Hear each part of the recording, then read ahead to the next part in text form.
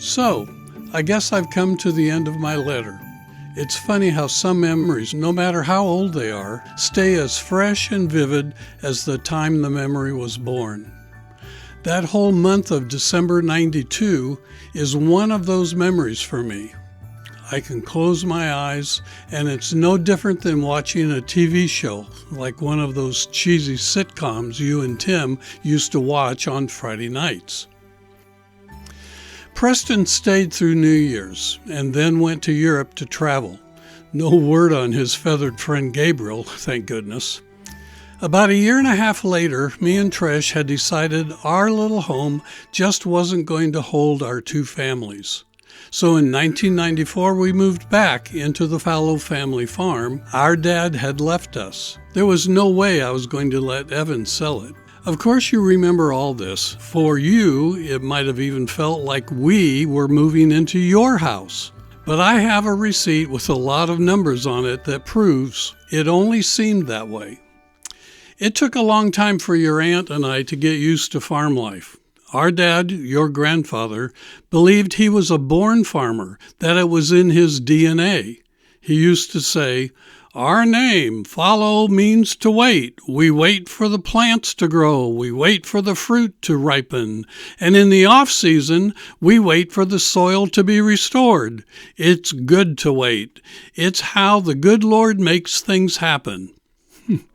And while I still don't believe I carry the Fallows family gene, I can see the wisdom in his words. As I said before, your dad is like the closest to what our dad was like. Farming for Evan was as easy as writing a sermon is for me.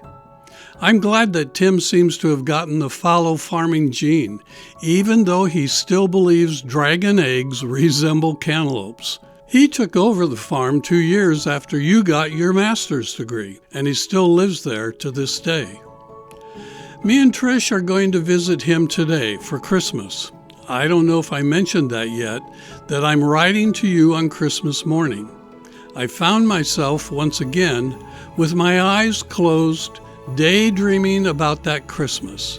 I realize running one of the largest real estate brokerage firms in America leaves little room for a family.